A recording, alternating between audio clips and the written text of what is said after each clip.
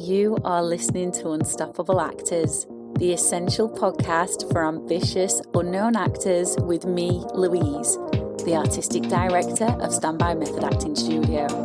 And for the last 13 years, I've been taking unknown actors with blank CVs all the way to Netflix dramas, Amazon Prime films, TV soaps and stage plays around the world.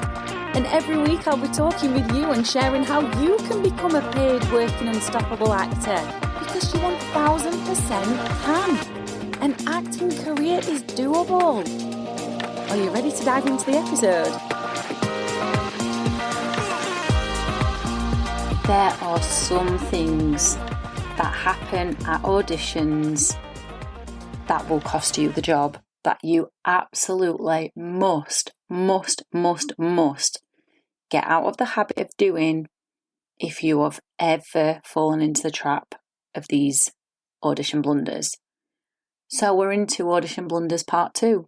I wanted to do a part 2 because I held some recall auditions at the weekend, and there were some things that cropped up that were easily avoidable from some of the actors who were auditioning.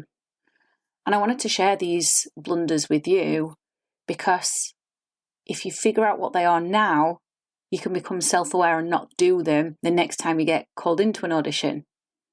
Because when you fall foul of these things, you are not showing up as your best self. And when you don't show up as your best self, you don't feel good. And I want you to do your best, because doing your best means you do feel good.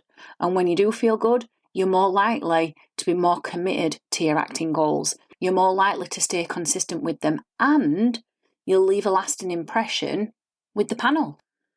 And when you leave a lasting impression with the panel, you could get called into another audition with them. There was something that happened to one of the actresses on the agency that I'm part of this week, and she'd been offered a role on a TV soap. I can't remember how long ago that was, but for whatever reason, she couldn't do it. I think it was quite a long time ago, actually. My agent had put a message in the group chat to say that this TV soap had really wanted her. Anyway, so they'd called her back in to audition again, and this time she landed the role. Well, she landed it last time, but she landed the role and was able to sign the contract and do it. So these things do happen. You know, you go in, you make a lasting impression, and even if you can't take the role, if you were good enough or you delivered something that the panel really loved, you'll get asked to audition again. And that's what I want for you. I want you to get called back into auditions. I want you to feel good about yourself. Before we dive into this, I need to tell you about something so exciting that has just opened up. I have something available to you called the Method Actors Circle. And the Method Actors Circle is a truly phenomenal place to be. Lots of people were telling me that they really want to train in method acting, but they just can't commit to weekly classes for whatever reason, and that is okay. So I came up with the Method Actors Circle. I created it.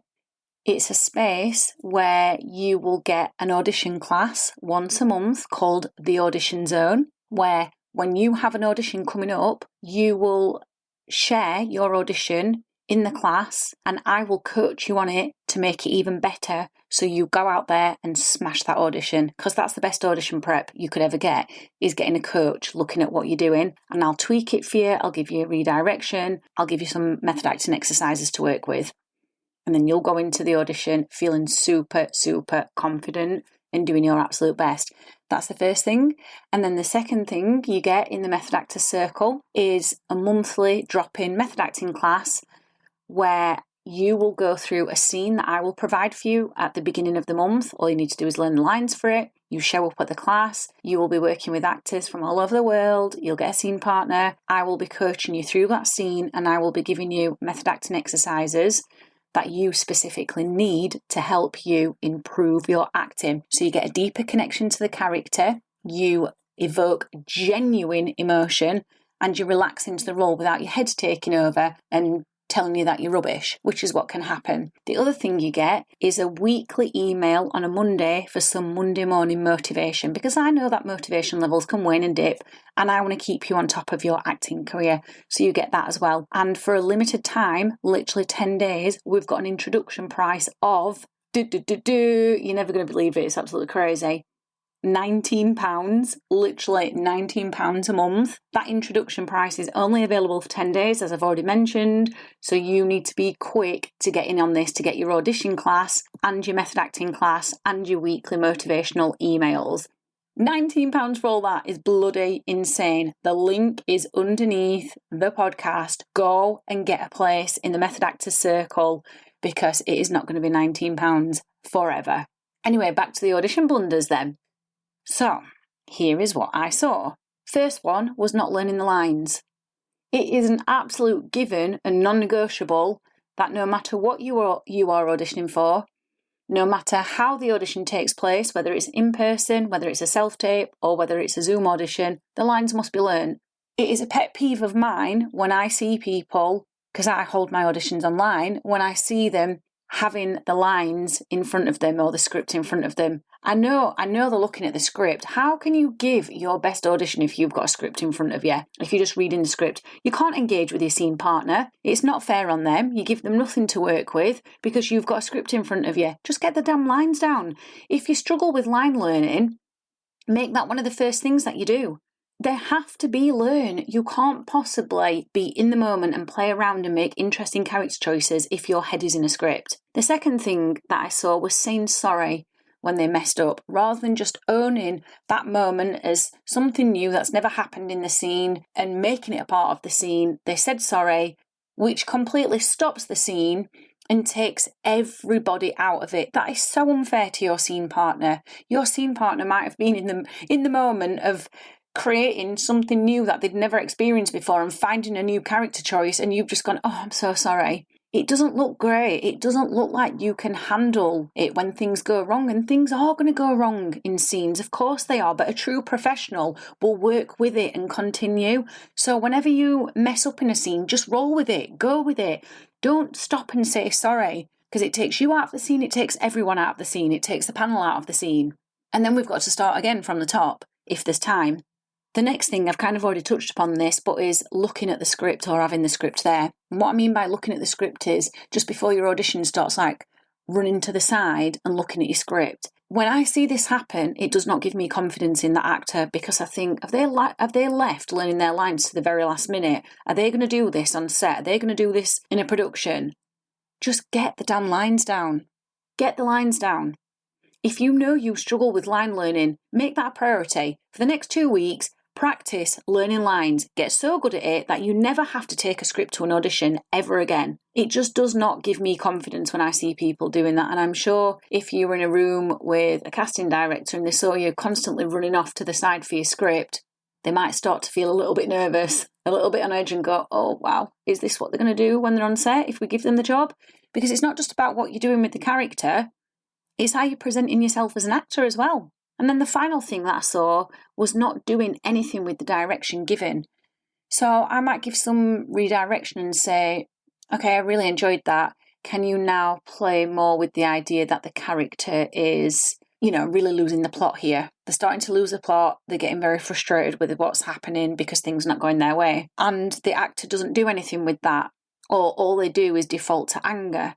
What you've got to understand about being given direction is it's not just about making the lines sound more emotional.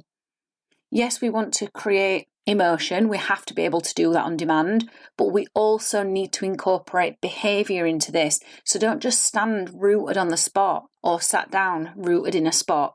Your character is always doing something physically as well as feeling something. Now, if these are things that you struggle with, I highly recommend you joining the Method Actor Circle, because as I said, you get that class every month, the Audition Zone, where I will be going through your auditions with you, whatever upcoming auditions you have.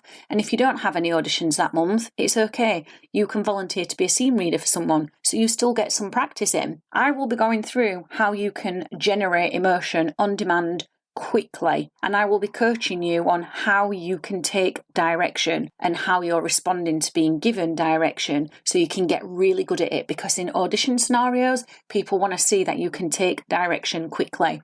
As I said, you've also got those monthly drop-in classes as well. They're 4 hours long. When you come into those, we will absolutely be working in a much larger capacity on exercises like personalisation, like substitution, like effective memory, because these are the ones that generate or allow you to learn how to generate emotion on demand quickly. I highly recommend you joining it because it's not going to be £19 forever. It is an amazing, amazing, amazing price. And of course, because I love to help you become the best actor you can be, there are going to be some surprises thrown in along the way inside the Method Actor Circle that you can only get in there. I'm not going to say what they are, but they will really help you propel your career forwards. Hope you've enjoyed this episode. I'll see you in the next one. I've absolutely loved hanging out with you, and I really hope you found this episode inspiring. If you have, please do rate the podcast and hit follow so you never miss an episode and I can help more actors like you. And come and join one of the most supportive, uplifting acting communities on socials, the Unstoppable Actors Facebook group, where you'll get your weekly injection of inspiration, networking, and receive your free Method Actors Handbook so you can become an unstoppable actor.